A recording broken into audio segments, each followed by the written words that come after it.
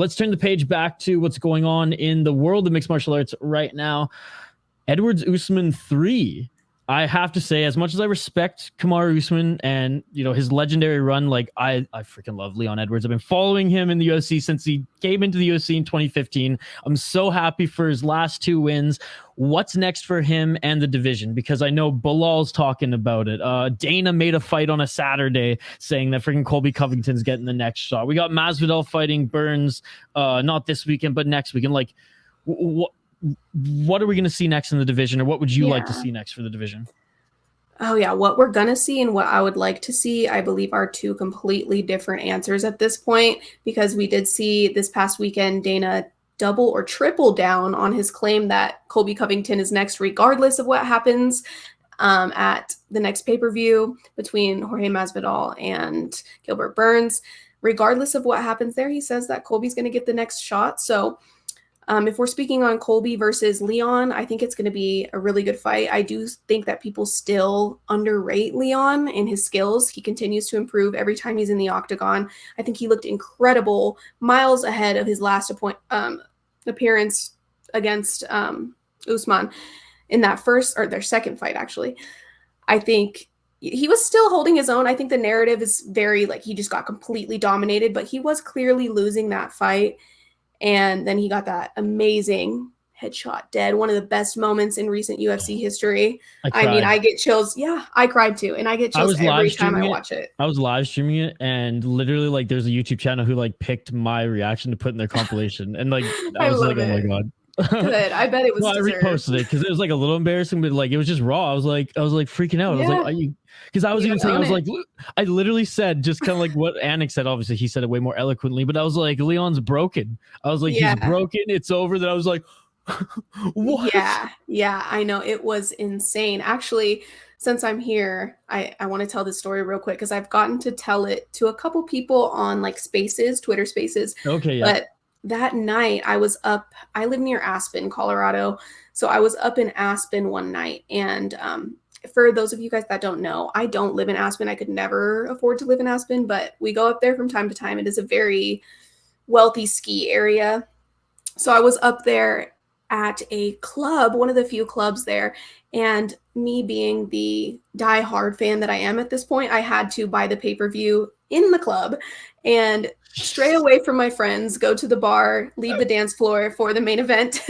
And that was Kamaru Usman versus Leon Edwards 2.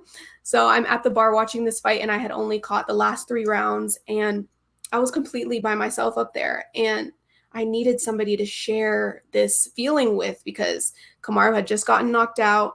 So I turned to the right side of me, and I'm like, do you know who the Nigerian Nightmare is? That's the first thing that came out of my mouth. And the guy next to me at the bar was like, yeah, Kamaru Usman. And I was like, he just got knocked out, freaking out. And at the other end of the bar, the left side of the bar, is Charles Barkley standing there. Had no idea he was standing there. Had no idea he was standing there that entire time. Until I looked to the left. I'm going to be honest with you. I'm just now getting into basketball. I never really knew of him very well, but I've seen him on ESPN. And so I turned and I'm like, who is that?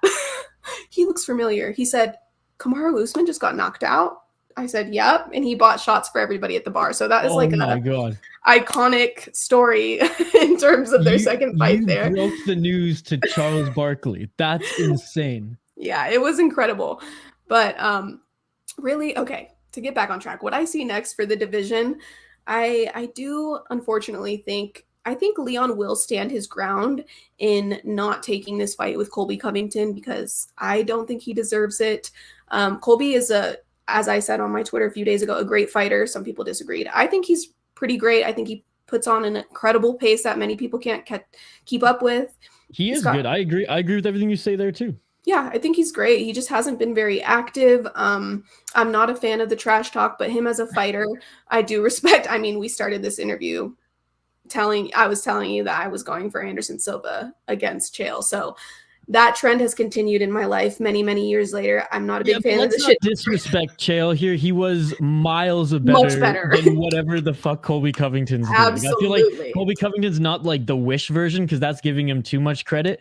I'd say right. He's like the dollar store version of what Chael was, and like tremendous fighter. And the shtick he's held on to so long now, like he can't let it go. Yeah. So I get it, but I'm just like, whatever, man. Like, Yeah, I know. I try to just like mute him when he's on anywhere, doing an interview anywhere. But I will say, as a fighter, I think he's pretty good. I do think the fight between him and Leon would be a lot more competitive than people are leading it on to be. So if that happens, I don't have a pick for it yet. I usually like to watch a bunch of tape before making my picks, but I do think that that's going to be the next fight.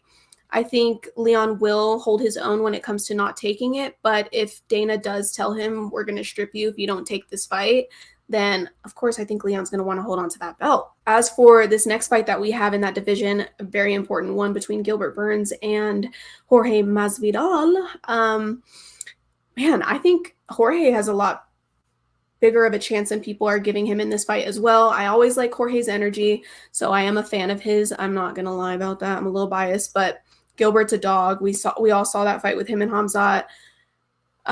So I really wish that Dana would wait for that one to pass to make these fights in this division, especially considering a lot of these guys, these top guys, don't really fight each other. That's why we're dealing with Bilal, his last one being against a prospect who wasn't ranked in the top 5. I believe Sean was ranked.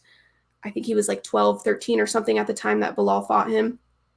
But we often don't see these guys fight each other, so I wish that he could just allow it to play out and see what happens from there before making a title fight. But, man, I do think that Bilal, I saw that they offered him Shavkat.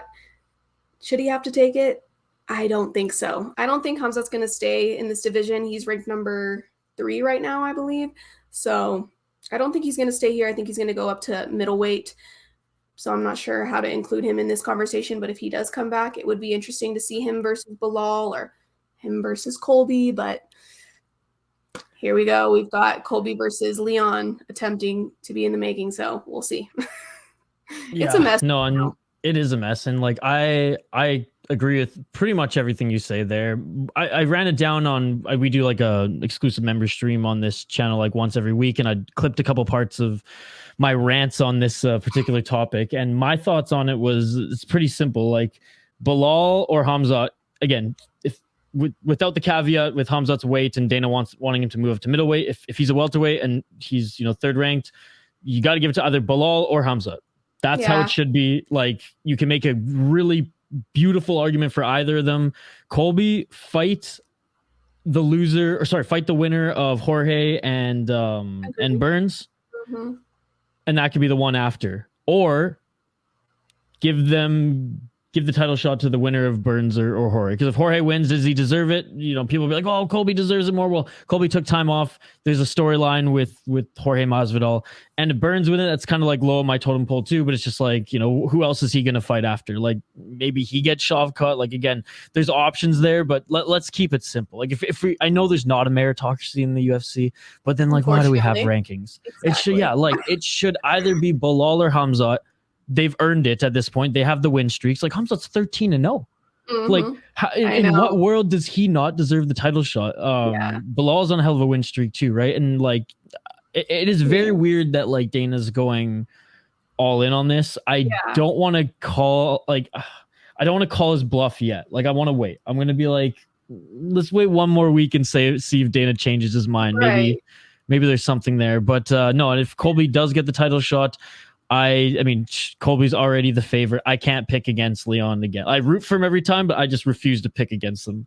So he's got that one thing that I think a natural born champion just has, and that's to find the way to win, to find the will to win.